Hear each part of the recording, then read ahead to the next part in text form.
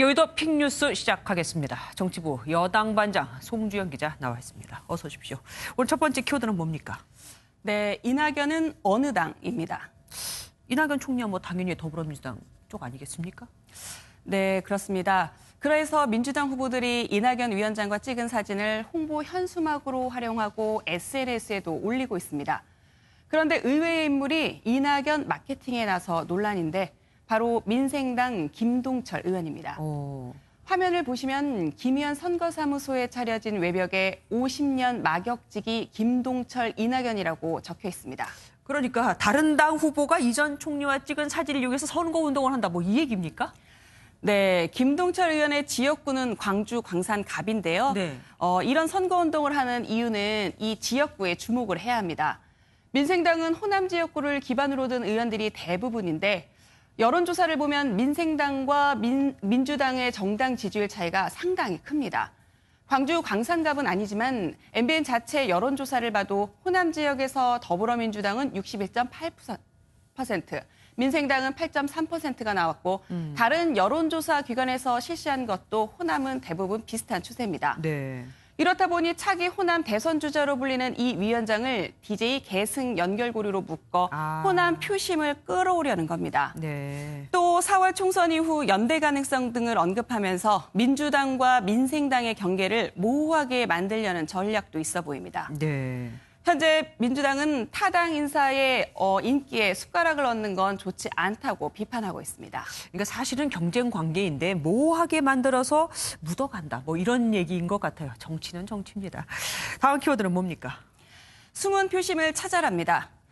총선 때 여론조사 많이 하는데 정확성 논란이 계속 나오고 있습니다. 네, 맞아요. 최근 4번의 여론조사가 다 틀렸다. 그런 얘기도 있었지 않습니까? 그렇습니다. 지난 20대 총선 투표 직전인 2016년 4월 4일부터 6일 모 여론조사 기관이 실시한 내용인데요. 네. 당시 여당인 새누리당이 39%, 더불어민주당이 21%를 얻는 결과가 나왔습니다. 그런데 정작 투표함을 열어보니 새누리당이 122석을 얻는 데 그치고 민주당이 123석을 얻어 1당을 탈환했습니다. 네. 또 이렇게 정반대 결과가 나왔느냐 전문가들은 야권표에 주목을 하고 있습니다. 그러니까 숨은 야권표가 있을 것이다 이 얘기인 것 같은데 근데 그렇게 얘기하면 솔직히 이렇게 말하고 싶지 않지만 MBN에서 지금 하고 있는 여론조사도 마찬가지 아닙니까? 물론입니다. 다만 그동안 여론조사 정확도가 떨어지는 원인으로 꼽혔던 게 유선 전화 의존도인데요. 네. 이번 총선부터는 휴대전화 안심번호를 이용한 조사가 가능해졌기 때문에 과거보다 좀 더 정확할 것이란 주장이 많습니다. 들어보시죠.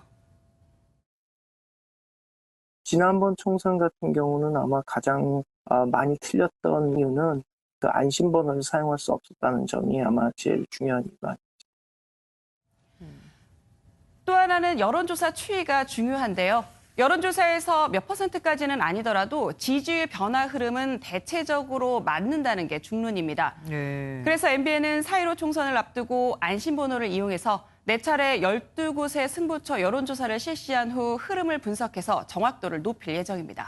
과연 여론조사 무용론이 희석될 수 있을까 궁금하기도 합니다. 마지막 키워드는 뭡니까? 네, 김종인 약발은으로 정했습니다. 예, 어떤 내용입니까? 과연 이번에도 김종인 전 대표가 선거를 승리로 이끌 것인가 초미의 관심사인데요.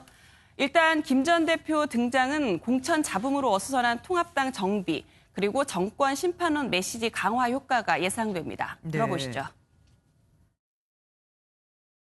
2016년도 더불어민주당의 비상대책위원장 같은 사람이 와서 현 정부에 대해서 비판을 하면은 굉장히 정부로서는 좀 껄끄럽죠. 다만 이런 효과가 표심으로 이어질지는 별개라는 분석도 나오고 있습니다. 김종인 전 대표가 중도층을 끌어모을 수 있을 거다라는 얘기도 있던데요. 네, 그 가능성을 알아보기 위해서 전문가들과 통화를 좀 해봤는데요. 네. 앞서 김 전 대표가 중도층 표심을 자극했던 요인은 경제 민주화 때문이었는데 21대 총선을 앞두고는 상황이 좀 다르다는 분석이 있습니다. 들어보시죠. 경제민주화라는 의제가 그렇게 부각을 하고 있지 못하다라는 측면에서 김종인 전 대표의 파급 효과로서의 중도층을 흡수하는 그러한 효과는 크지 않을 것이다라는 것이 제 생각이고요. 또 20대 공천 때는 김 전 대표가 당시 친문, 이해찬 정청래 의원 등을 과감히 컷오프하면서 쇄신 이미지를 보였는데 지금은 통합당 공천이 끝났다는 것도 한계란 지적이 있습니다. 일단 민주당은 박근혜, 문재인 진영을 왔다 갔다 했던 행보에 대한 실망으로 총선에 별 영향이 없을 것이라고 애써 평가절하고 있습니다. 선거 후에 확인해 봐야 할 대목이 또 하나 는 셈입니다. 오늘 말씀 여기까지 듣겠습니다.